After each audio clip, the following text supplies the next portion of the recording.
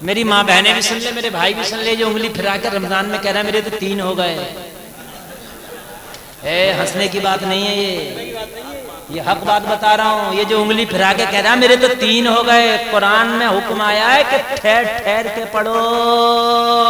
ये जो 3 हो गए, ये जो उंगलियां फिरा दी, खुदा की कसम कयामत के दिन ये उंगलियां भी और ये जबान भी सब पूछा जाएगा तूने कितना घपला किया था। कुरान तेरे घर की जागीर नहीं है, कोई किसी स्कूल की किताब नहीं है, ये अल्लाह का कलाम है।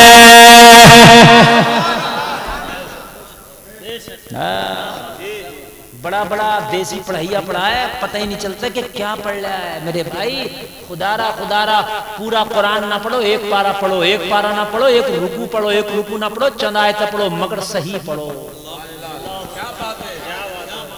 और आज कई मसले की यहाँ वजाहत करूंगा, पूरे लोग बैठे, कई मसलों की वजाहत करूंगा और वो मसले सुन लीजिए आप।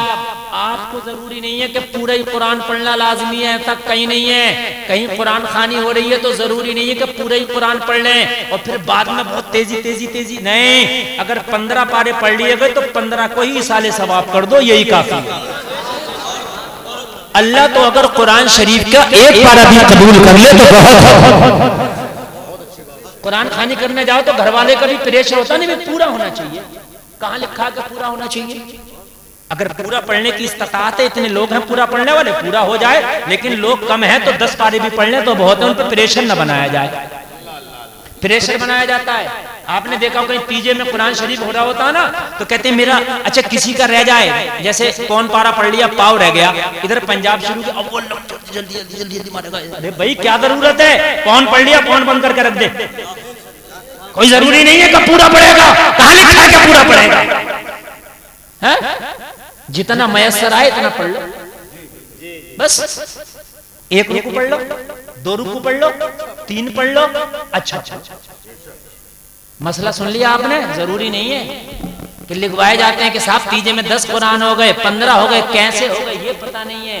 बाज का तो हकीकत बात ये है कि कोई पढ़ता हो ठीक, वो कुछ नहीं हो गए, बस खाली गिनती हो गई। इन गिनतियों से बचो।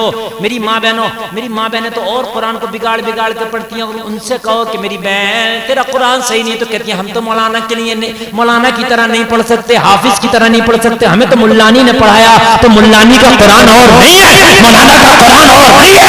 जो कुरान मौलाना का वही मुल्लानी का, जो मुल्लानी का वही मौलाना का। कुरान अलग नहीं है। जवाब दे देती है वो, हमने तो मुल्लानी से पढ़ा, हम थोड़ी तुम्हारी तरह पढ़ सकते। क्यों नहीं पढ़ सकती हो? जरूरत नहीं है बाप का नाम पैदा करोगे कि साहब कुरान। मैं बाखुदा बता रहा हूँ, हमारी कौम खासकर सुन्नियों के अंदर वहां भी कुरान अच्छा पढ़ते हैं, मगर उनका कबूल नहीं। बहुत अच्छी बात।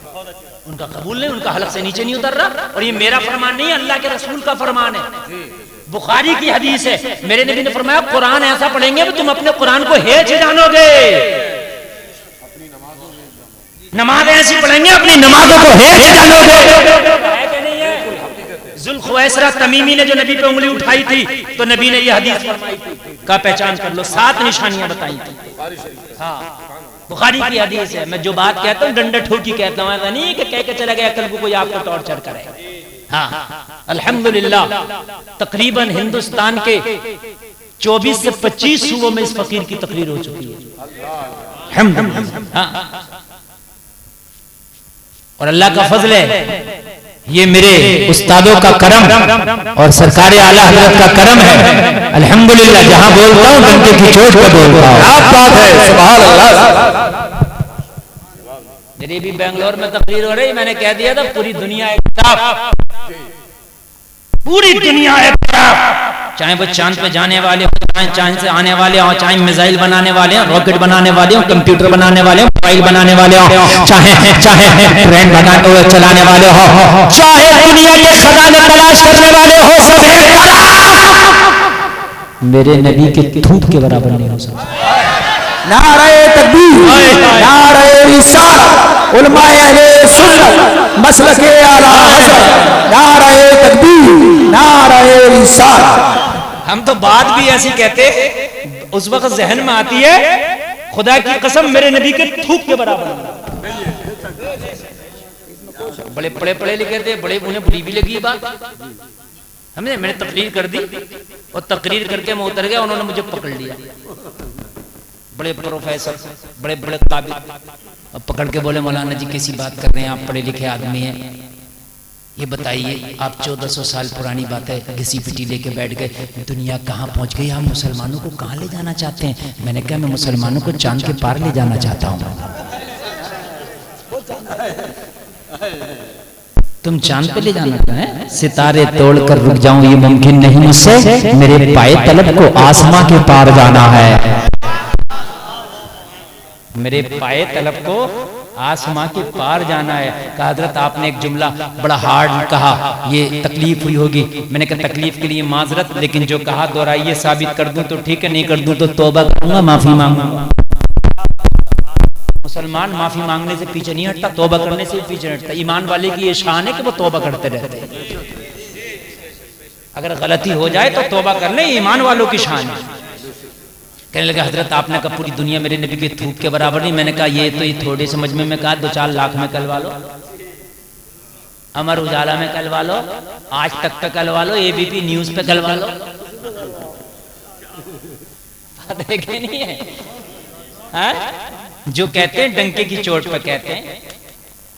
मैंने कहा बेशक मेरे नबी के थूक के बराबर नहीं है। बोला कैसे? तो मैंने कहा ये भी बता दूं कैसे, बता दूं, बतला दूं, बतला दूं, अब मजा आएगा। कहने लगा कैसे? मैंने कहा कैसे?